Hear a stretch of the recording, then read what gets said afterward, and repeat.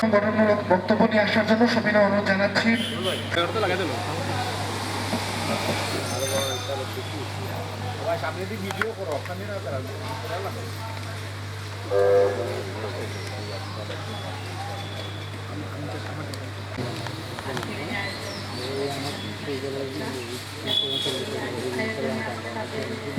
আত্মপ্রকাশের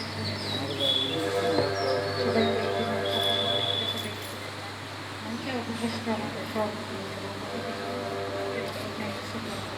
সবাইকে আসলে আপনাদের বিএমআর গ্রুপের সাথে আজকে যে আত্মপ্রকাশ সালমান শাহ বাড়িতে সালমান শাহ বলতে কি আমরা সবাই মানে সিলেটের পাশাপাশি বাংলা ভাষাভাষী মানুষ সারা বিশ্বে যেখানে আছে এবং আমরা বাংলাদেশের মানুষ সবাই এখন শোষণ পরিস্থিতিতে এসব উনি চলে যাওয়ার অনেক বছর হয়ে গেছে। আমরা প্রতিনিয়তভাবে উনি আমাদের সাথে আছেন এবং প্রতিনিয়ত আমরা তার পিছনে তো আমি ব্যক্তিগতভাবে আমি যেটা বলতে চাই, সাধারণত আমি বিএফডিসির একজন প্রযোজক। আমি যখনই এফডিসিতে যাই আসলে হৃদয় হাহাকার করে আমাদের কি ভালো নাই। উনি দীর্ঘদিন বেঁচে থাকতেন, ওনার হয়তো হায়াত ওই দিনই শেষ, কিন্তু ওইভাবে শেষ হওয়ার তো কথা ছিল না। উনি কিংবদন্তি সবার মনের মধ্যে বসবাস করেন।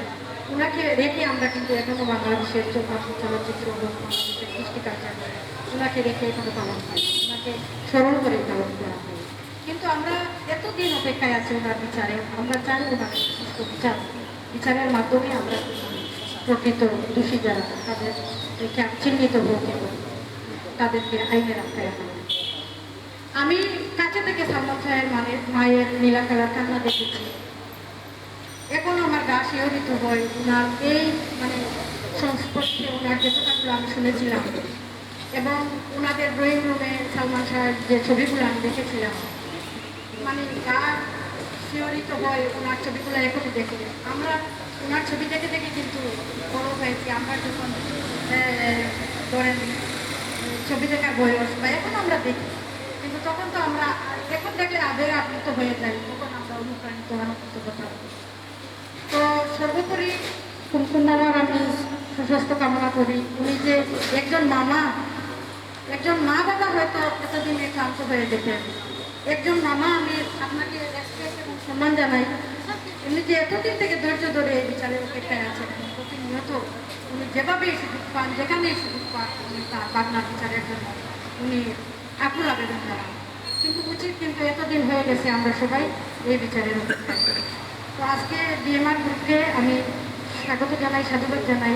ওনাদের মাধ্যমে সিলেটের কৃষ্টি কালচার, বাংলাদেশের কৃষ্টি কালচার বাংলাদেশ তথা বিশ্বব্যাপী ছড়িয়ে পড়ুন এবং ভালো ভালো কাজ করুন এই আশাবাদ রাখি, ব্যক্ত করি।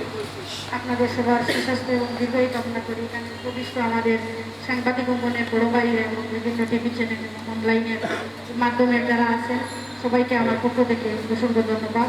সালামু আলাইকুম। ভালো থাকবেন।